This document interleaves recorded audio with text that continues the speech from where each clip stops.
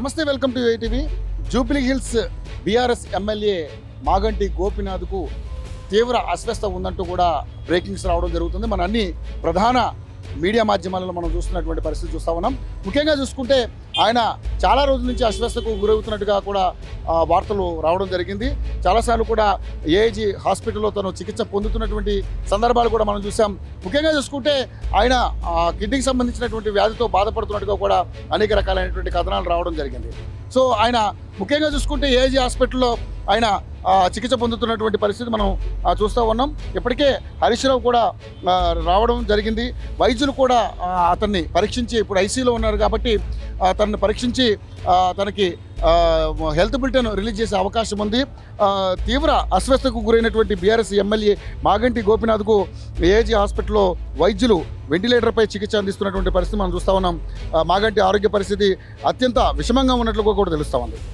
ఇంకా మరి కాసేపట్లో ఆయన హెల్త్ బులెటిన్ కూడా విడుదల చేస్తారని చెప్పేసి కూడా ఇక్కడ ఉన్నటువంటి సంబంధిత డాక్టర్లు చెప్పడం జరుగుతూ ఉంది. ముఖ్యంగా చూసుకుంటే ఇప్పటికే ముఠా గోపాల్, అదేవిధంగా హరీష్ రావు కూడా హాస్పిటల్కి రావడం జరిగింది.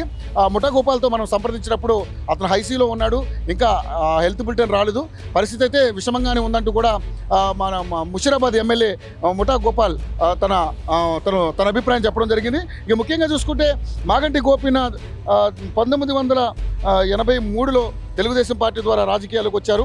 ఆయన 1985 నుండి 1992 వరకు తెలుగు యువత రాష్ట్ర అధ్యక్షుడిగా కూడా పనిచేసినటువంటి పరిస్థితి మనం చూసాం. ఇక 1987, 1988లో హైదరాబాద్ అర్బన్ డెవలప్మెంట్ అథారిటీ కూడా డైరెక్టర్గా కూడా పనిచేసినటువంటి పరిస్థితి మనం చూసాం. ఇక 1988 నుంచి 93 వరకు వినియోగదారుల ఫోరం అధ్యక్షుడిగా, టీడీపీ హైదరాబాద్ జిల్లా అధ్యక్షుడిగా వివిధ హోదాల్లో పనిచేసినటువంటి పరిస్థితి మనం చూస్తూ ఉన్నాం. రాష్ట్ర విభజన అనంతరం ఆయన బీఆర్ఎస్ పార్టీలోకి రావడం జరిగింది. బీఆర్ఎస్ పార్టీ నుంచి కూడా ఆయన 2 సార్లు గెలుపొందడం జరిగింది. ఇప్పటికీ దాదాపుగా 3 సార్లు ఎమ్మెల్యేగా పనిచేసినటువంటి నేపథ్యం మాగంటి గోపీనాథ్కు ఉంది.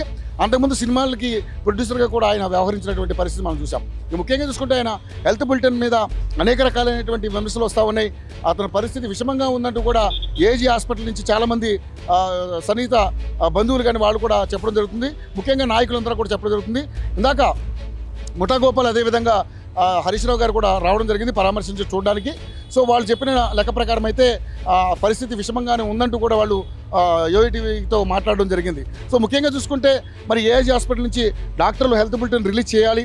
రిలీజ్ చేసిన తర్వాత కానీ మనకి విషయం తెలియదు. ఇప్పటికే పెద్ద ఎత్తున మీడియా వ్యవస్థలన్నీ కూడా ఇక్కడ రావడం జరిగింది.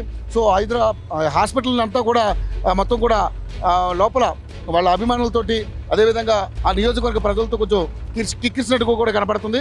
బట్ ఇంకా లోపలికి ఇక్కడ సిబ్బంది మీడియాని అలౌ చేయలేదు. బట్ బయట నుంచే మనం లైవ్ కార్యక్రమం అందిస్తూ ఉన్నాం కాబట్టి సో లోపల ఏం జరుగుతుంది ఏంటనేది మినిట్ టు మినిట్ యోటీవీ ప్రేక్షకులకు అందించే కార్యక్రమం చేపడతాం. సో సీనియర్ నాయకుడిగా ఎంతో నేపథ్యం ఉన్నటువంటి మాగంటి గోపీనాథ్ గారికి ఈ అస్వస్థతకి ఇట్లా గురి కావడం ఆ నియోజకవర్గ ప్రజలందరూ కూడా చాలా దిగ్భ్రాంతిని వ్యక్తం చేస్తున్నటువంటి పరిస్థితి మనం చూస్తున్నాం. చాలామంది నాయకులు కూడా దిగ్భ్రాంతిని వ్యక్తం చేస్తున్నటువంటి పరిస్థితి చూస్తున్నాం. సో హెల్త్ బులెటిన్ రాగానే పరిస్థితి ఏంటిదని మనకు తెలుస్తుంది కాబట్టి ఇంకా ఆయన హెల్త్ బులెటిన్ మీద ఇంకా ఎటువంటి ఒక నిర్దిష్టమైనటువంటి నిర్ణయం రాలేదు. ఏదేమైనా అత్యంత కీలక పరిస్థితి అయితే తీవ్రంగా ఉందనుకుంటూ కూడా ఇప్పటివరకు సన్నిహిత సంబంధించినటువంటి బంధువులు కానీ డాక్టర్లు కానీ చెప్పడం జరుగుతుంది. సో అతని ఐసీయూ ఇంటెన్సివ్ కేర్లో ఉన్నట్టుగా కూడా వార్తలు వస్తూ ఉన్నాయి.